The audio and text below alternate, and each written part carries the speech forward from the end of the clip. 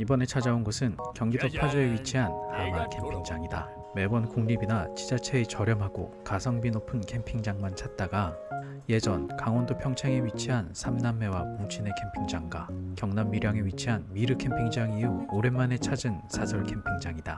1박에 3만원 이상의 캠핑장엔 좀처럼 가지 않는 편이지만 이곳에 여러 가성비 좋은 장점들에 끌려 찾아왔는데 결과적으론 아이와 매우 만족한 캠핑을 하고 왔다. 얼마 전 SBS의 오픈런 파주 편으로 공중파에 나온 적이 있는데 10시쯤 도착하니 계산을 치르고 바로 탈 수 있었다. 별도의 예약 접수는 받지 않고 현장 결제로 순서대로 태워주시는데 방송에 나온 파주의 스피드파크가 차로 불과 10분 걸리는 곳이라 하마 캠핑장을 찾아오신다면 아이와 스피드파크에 가보시길 추천드린다. 오전 10시에 입실하여 매점 사무실에서 쓰레기 봉투를 받아와 오전에 비 소식이 있다고 해서 빠르게 피칭을 마무리했다. 텐트를 다 치자마자 비가 쏟아지기 시작하는데 보슬비 정도일 거란 예상을 깨고 지선 폭우를 제대로 맞았다. 한편으론 일부러 우중 캠핑을 찾아다니는 사람들이 대단하게 느껴진다.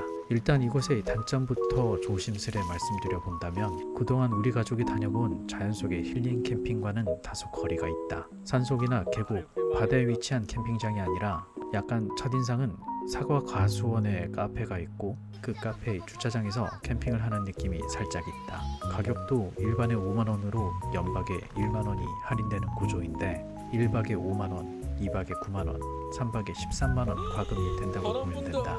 캠지기님 말로는 이 자리에서 캠핑장 운영한 지 15년 되었다고 하는데 그만큼 보수와 개조에 신경을 많이 쓰신 흔적도 있지만 객관적으로 일반적인 캠핑장과 비교해 본다면 그 개보수된 부분들이 다소 어지럽고 어색하게 느껴질 수도 있다. 화장실은 매점과 카페 두 곳에 이용이 가능하지만 개수대는 매점 한 곳에만 있어 사이트에 따라선 동선이 꽤나 멀다. 꾸준히 청소하시는 듯하나 캠핑장에 굴러다니는 쓰레기도 다소 보이고 낚시터의 의자도 낡았고 연못 주변에도 쓰레기가 다소 보인다. 미꾸라지 맨손잡기 이벤트는 수조통도 오래되고 불도 깨끗해 보이지 않아 선뜻 하고 싶은 생각이 들진 않았다. 주변에 도로가 있어 자리에 따라 차 소리가 심하게 들릴 수도 있다. 평일에만 인근 군부대에서 총탄 소리가 날 줄 알았는데 토요일 아침 상쾌하게 기관총 소리를 들으며 깨니 마치 군대를 한 번 더 가는 악몽을 꾸다 일어난 마냥 다시금 내 삶의 소중함을 일깨워주는 긍정적인 효과도 있었다. 그럼에도 불구하고 이런 단점들을 다 커버하는 하마 캠핑장의 매력은 첫째, 1박에 5만원, 2박에 9만원으로 내 기준에 다소 부담스러운 가격이나 평일 입실 전날 손님이 없다면 오전 10시에 입실이 가능하다. 금요일 아침에 출발해 10시에 도착하여 캠핑을 즐기니 이건 1박인데도 거의 2박의 느낌이 나는 일정이었다. 평일 조기 입실이 가능해 1박에 5만원이라는 금액도 큰 부담이 되지 않았다. 이걸 수학적으로 생각해 봤을 때 국립이 전기 포함 23,000원이니 첫날 가장 빠른 입실 시간 15시에 입실했다 치고 첫째 날 9시간, 둘째 날 24시간, 셋째 날 11시 퇴실로 총 44시간 머물렀을 경우 시간당 과금액은 1,045원 per 하마 캠핑장과 비교해보면 첫째 날 10시 입실이 가능하니 다음날 11시 퇴실까지 25시간 하루에 5만원을 계산해보면 2,000원 per 아니 사서는 왜 이렇게 죄다 비싼 건지 당최. 그러나 이보다 중요한 두 번째 이유를 들으면 납득이 가능하다. 연못가에서 5,000원 대여료로 저렴하게 채비와 미끼까지 포함된 가격으로 낚시를 즐길 수 있어서 일반 낚시터의 입어료가 2만원 이상인 걸 생각해보면 아이와 첫 낚시를 갈 수 있는 좋은 선택지 같았다. 나도 아버지와 낚시를 다녔던 기억을 아직까지 기억하고 있는데 아이에게 이런 추억을 남겨주는데 더 큰 의미를 두고 싶었다. 특히 A구역 연못가 사이트는 그야말로 연못 바로 앞에 위치해 낚시가 목적이라면 그야말로 최적의 선택지가 아닌가 싶다. 셋째, 금요일 이른 오전부터 자리를 잡고 있는데 이 캠핑장에 있는 카페에 사람들이 계속 들락날락 하거나 무언가를 테이크아웃으로 계속 사가는 모습을 보았는데 알고 보니 이곳에서 만든 특제 애플파이 때문이었다. 과수원에서 직접 기른 사과로 만든 애플파이인데 과육이 적당히 씹히고 시나몬이 환상적인 비율로 들어가 있어 6,000원이라는 높은 가격이 이해가 될 만큼 환상적인 맛을 자랑한다. 이외에도 캠지기님이 너무너무 친절하셔서 캠핑 내내 즐거웠던 기억이 있다. 오랜만에 S군네 없이 우리 가족만 캠핑을 왔다. 그동안 S군의 아이들이 우리 아들을 살갑게 돌봐줘서 그동안 정말 편하게 캠핑을 다녔는데 간만에 아이와 함께 있으려니 여간 벅찬 게 아니다. 이곳에 열실에 입실하기 위해 새벽부터 준비해오고 오전에 비가 내린 탓에 비 맞아가며 정리한 탓에 완전 방전되어 10분만 눈 감고 쉬길 간절히 바랬는데 그조차 용납하지 않는다. 숨 좀 쉬자 10분만 좀. 이틀 동안 껌딱지처럼 단 한 번도 나를 떠나지 않는 바람에 단 한순간도 쉬지 못해 S군네가 너무나도 그리울 뿐이었다. 아니 할로윈은 한 달 뒤에 하는 거라서 할로윈을 안 해 지금.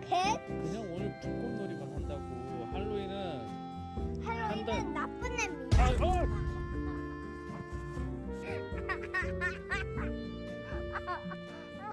오늘何者か悪魔お前悪魔だ 그나마 낚시를 할 수 있다는 게 나에게 큰 위안이 되었다. 나는 낚시를 무척이나 좋아한다. 물고기를 잡는 것보다 이렇게 정적으로 앉아있는 게 너무 평화롭다. 아마 이번이 결혼을 하고 나서 처음 가본 낚시인 듯하다. 그만큼 육아 때문에 내가 하고 싶은 걸 못하고 산다는 반증이다. 6살 나이에 낚시가 가능할까 싶어 처음 시도해 보았는데 아무래도 아직은 시기상조인가 보다. 내가 처음에 낚싯대를 2개 빌리려고 했더니 캠지기님께서 하나로도 아마 충분할걸요? 라고 하시며 왠지 모를 의미심장한 미소를 지으셨는데 그 말 그대로였다. 낚싯대 하나로 거의 실시간으로 미끼를 달고 넣었다 뺐다만 무한 반복. 참고로 이것은 물고기 보호를 위해 미늘이 없는 바늘만 사용 가능하다. 가장 큰 문제는 메기 사료를 미끼로 주시는데 약간 콩알처럼 생긴 사료에 낚시 바늘을 끼우는 게 여간 어려운 게 아니다. 5개를 끼우기 시도한다면 하나 제대로 성공할까 싶을 정도다. 이 때문에 우린 붕어만 2마리 잡았었는데 낚시가 목적이시라면 붕어에 맞는 적합한 미끼를 별도 준비하시는 게 좋을 듯하다. 참고로 A구역 31번 앞이 낚시 명당터이다. 퇴실하며 옆자리에서 헛땅치는 모녀에게 자리를 내주었는데 퇴실 준비하는 동안 바로 2마리를 낚아버리는 기염을 토하시며 감사하다고 직접 인사치레까지 받은 자리다. 미늘이 없어 붕어의 상처도 적어 연못에 다시 놓아주기 좋았다. 한동안 물고기와 놀던 아이도 붕어에게 집에 가라며 돌려보내고 집에 다시 가요. 또 보자는 붕어에겐 그야말로 살벌한 인사를 남기고서야 돌아섰다. 집에 가. 집에 가요. 안녕. 안녕. 다음 주에 만나. 안녕. 낚시가 지겨워지고 힘들다면 카페에 들를 시간이 된 것이다. 이곳에서 애플파이를 시켜보고 보고 나서야 평일 낮에 그토록 많은 사람들이 들락날락한 이유를 알 것 같았다. 이곳 과수원에서 직접 기르고 딴 사과로 만든 애플파이인데 이게 진정한 애플파이인가 싶을 정도의 환상적인 맛을 내고 가격 또한 환상적인 개당 6,000원. 암튼 비싸서 한 개만 시켜보았는데 그 맛으로는 일당백을 하는 애플파이다. 또 모카커피와도 절묘한 궁합을 보이는데 커피 자체도 여타 전문점보다 퀄리티가 좋은 느낌이 든다. 기회가 된다면 모카커피에 애플파이 하나 정도는 꼭 드셔보시길 강추드린다. 솔직히 여기 토끼 있어요? 네 12마리 캠핑장에 이상하게 토끼가 보여 캠지님께 물어보니 캠핑장 안에 12마리의 토끼를 풀어놓고 키우시는 모양이다. 어디로 숨었는지 다 보이지 않아 과수원을 돌아보던 중 드디어 토끼 무리들을 만날 수 있었다. 사람을 많이 만나 그런지 다른 곳보다 적개심이 적어 살갑게 사람들에게 다가오기도 하는 친구들이다. 아이가 동물에게 먹이 주는 걸 너무 좋아해 캠핑을 가면 주위 사설 동물 농장이 있는지부터 챙기게 되는데 캠핑장 내에 이렇게 동물들을 볼 수 있으니 아이가 참 좋아한다. 이곳엔 토끼랑 노는 것 외에 다양한 체험이 있기로 유명하다. 과수원에서 사과 따기 체험도 가능하고 직접 닭장에 들어가 계란을 줍는 체험도 있으며 아이들을 위해 빙고 게임을 하거나 과수원에서 보물찾기 등의 이벤트도 한다. 맨손으로 미꾸라지 잡는 체험도 있는데 새로운 미꾸라지가 토요일에 들어온다고 하여 금토 일정으로 간 우리는 체험하거나 구경하지는 못했다. 또한 이곳은 불꽃놀이 하는 걸로도 유명한데 주말 금요일과 토요일 오후 8시에 캠지기님이 일일이 돌아다니시며 공지를 해주신 다음 시간에 맞춰 진행한다. 불꽃놀이라고 해서 뭔가 아주 대단한 걸 기대할 필요는 없고 직접 가보니 일반적인 폭죽 서너 개를 여러 개 묶어 해주시는데 그래도 아이들 눈높이에선 이만한 이벤트가 없는 듯하다. 야간에 삼각형으로 멋들어지게 빛을 내는 카페 옆으로 불꽃이 팡팡 터지는 모습이 깊은 인상을 남기긴 한다. 하루 더 자고 가자고 보채는 아이를 겨우 달래고 감사합니다. 마침 집으로 가는 길에 임진각이 있는 걸 발견하고는 아이에게 북한 구경 시켜주겠다며 겨우 설득해 캠핑장을 빠져나올 수 있었다. 대장도 여기에 혹하여 아무 예정 없이 둘러보게 되었는데 미리 알았더라면 좀 더 일찍 와서 땅굴 체험을 했었어야 하는데 그걸 미처 몰랐다. 안내원 말로는 요즘엔 오전 10시 이전엔 모든 예약이 끝난다고 하니 참고 바란다. 나 같은 경우엔 이미 분단 국가에 살고 있으니 큰 감흥이 없었으나 대장은 휴전선이나 DMZ와 같은 개념도 없어 마냥 신기한 모양이다. 아이는 북한 가보고 싶다, 북한 좋아 라고 노래를 부르는데 나로선 괜히 흠칫흠칫하는 마음이 들었다.